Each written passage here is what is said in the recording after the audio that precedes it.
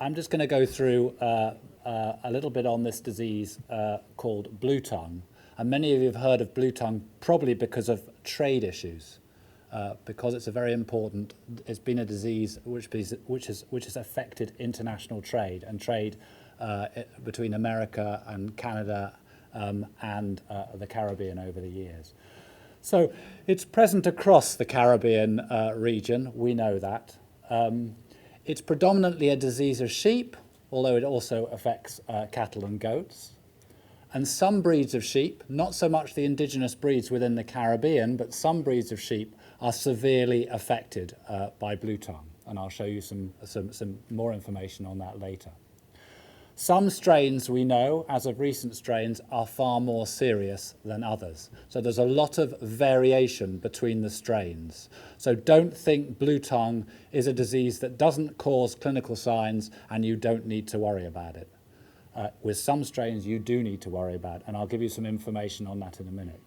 So it's predominantly a trade issue, and part of the problem with bluetongue is there are 26 different types of the virus. So I give actually a talk about bluetongue and the fact that it's changed. It's changing so much over recent years. And I was doing a lot of work with bluetongue over the last 10 years.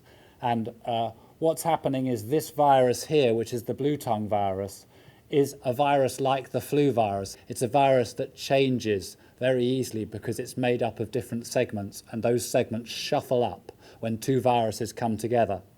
And the two viruses that go in are different to the viruses that come out, because remember, those segments, like a pack of cards, they shuffle up. So there's a lot of changes in the viruses that we're seeing. This is the particular insect that transmits bluetongue, which is the Culicoides midge, or as I said the other day, the no-see-ums, because you don't see them. They come out at dusk and dawn and they bite your head, and they're so small you don't really see them. And what's happening at the moment with both the virus and the vector here is, due to climate change and the fact that the temperatures are changing and the climate are changing, we're getting these midges, different species of midges, moving to areas where they weren't before, so the virus is moving with them. So we're seeing new strains of the virus and new species of the midges in new areas of the world. So this is what I said earlier. Bluetongue virus has 26 different serotypes, so effectively 26 different diseases. If your sheep is infected with one of those serotypes, it's not cross-protected against any of the other 25. So you're dealing with 26 different diseases in one, and here you see all the different serotypes here of the virus. So why is it important for us in the Caribbean? The most important reason is it's here and it's plentiful in the Caribbean.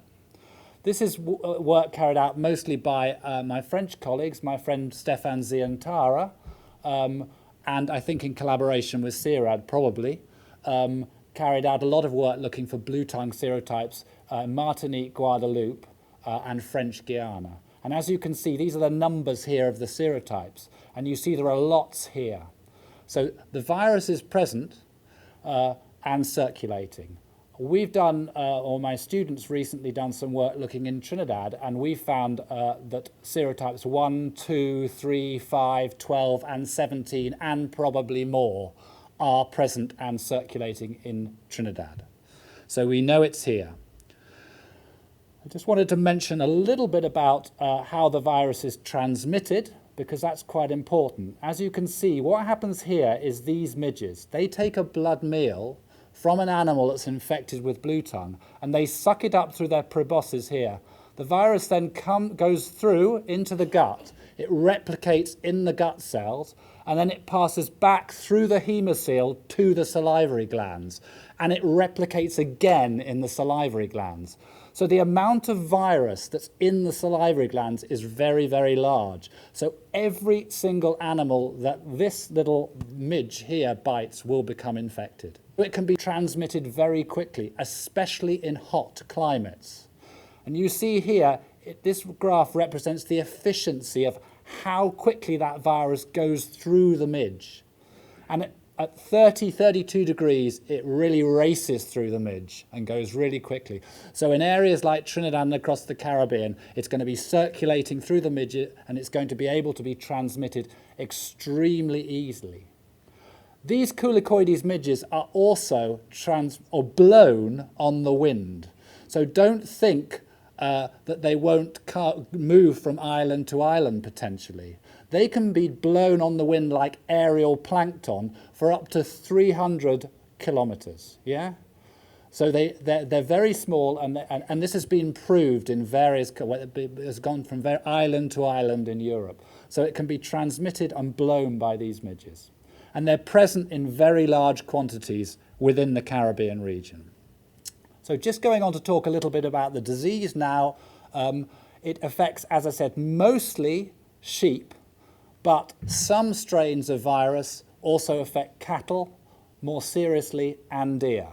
They infect cattle all the time, and cattle throw up an extremely efficient viremia, and they transmit the virus to midges very easily, but cattle don't usually show clinical signs of the disease. And the disease, like many viruses, causes hemorrhage and edema, so fluid and blood. That's what you're seeing.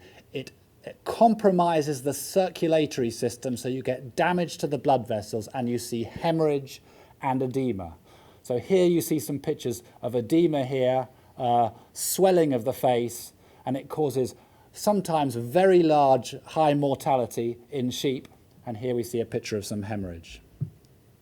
So recognizing bluetongue in the field, because that's why we're here, because when you guys go out to the field or you're training, you want to be able to tell the people you're training how you recognize these viruses in the field.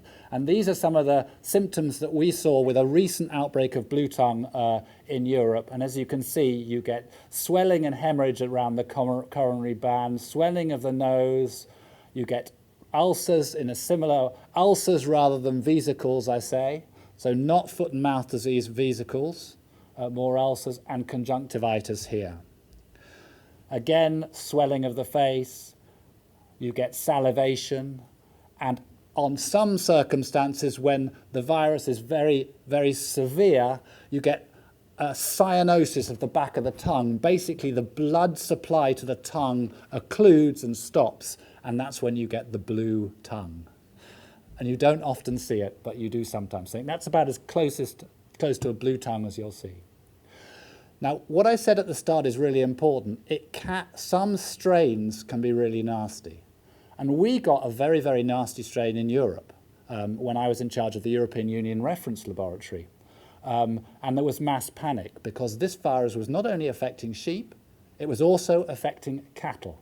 And here you see the kinds of symptoms that we were seeing in cattle with hemorrhage, salivation, conjunctivitis, and the udder and teats were very, very swollen. And this animal here would not want to be milked.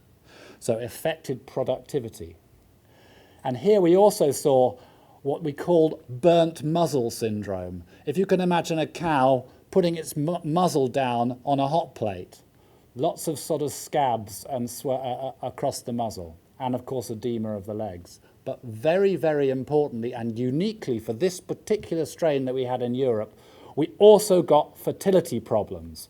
We got abortions, we got fetal abnormalities in both cattle and sheep, which is unique for a field strain of bluetongue. So it became a reproductive disease, which upped the whole importance of it across the world. So this is the kind of thing you see when you open up the animals. You see fluid. This is in the trachea here. You see hemorrhage in the lungs. You see hemorrhage and edema of your lymph nodes. You see swelling around the base of the aorta, and you see hemorrhage within the heart. So these are the kind of symptoms that you will see in the field. What could this be? What differentials could this be? Well, there are quite a few that I've listed here, including foot and mouth disease, but this doesn't cause vesicles.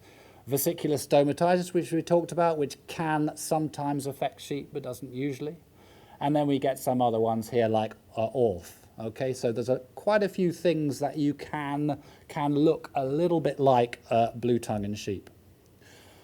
So just to emphasize the diagnosis is very important to get it right. And here you see the virus here. When you want to diagnose the virus, you need to collect the right samples. And this is a virus that is very much, remains for long periods within the blood. So in order to detect the virus, you need to take blood samples. You need to take blood in EDTA to look for the virus, and you need to take serum to look for antibodies. And if you're looking for antibodies here, these are the antibodies. You must be aware that if you detect antibodies, they're going to be present about 10 days after infection. And it means the animal was infected with the virus at one point in its life. However, it doesn't say that that particular animal exhibiting those symptoms was caused by bluetongue at that time, because it might have been infected 6 months ago or 10 years ago, for all you know. So you have to be careful about antibodies. So what we do is we actually look at the RNA, and we amplify the RNA by a technique called PCR. And this means that the virus is present in the blood of the animal, but it doesn't necessarily mean that that virus is infectious, because you're only looking at RNA. So what you then do is you actually isolate the virus itself. And that takes quite a long time to do. It takes about 10 days, but you can isolate. But if you get the virus itself, you know that that virus, that actual infectious virus, is there. So that's how you go about diagnosing it. What about responding to bluetongue? Well, a lot of people would say that a lot of people live with it, yes. And when you have strains circulating which are in the Caribbean or in the USA, and they're not causing any problems, yes, we're all living with it. But the worry is that a new, nasty, virulent strain might come along and really surprise us, like has happened around the place. So how do you avoid it? Obviously, you stop the virus coming in, moving around through animal movements and import restrictions, and that's where the trade issues come in. You can, to a certain extent, get rid of or reduce the numbers of insects, but it's very difficult because they're so ubiquitous. You can try to keep your animals away from midges, which is very difficult. And you can vaccinate. And my last slide just talks a little bit about vaccination. There are issues with vaccination. There are live attenuated vaccines that are available in South Africa, but they're not very good. They're not very safe. So we wouldn't recommend their use. There are inactivated vaccines but you have to vaccinate against the serotype that you have, otherwise you're not going to get anywhere. So you have to identify the serotypes, and if they're causing problems, you then have to ask a commercial company to produce a vaccine for you, which will take 2 years. So it's, and that's what happened in Europe. It did take 2 years to produce a vaccine for BTV8. So the situation is not easy to control once you get it, and we just have to hope in the Caribbean that we're not going to get an influx of a particular strain of the virus that's going to be virulent or reproductive like we saw in Europe.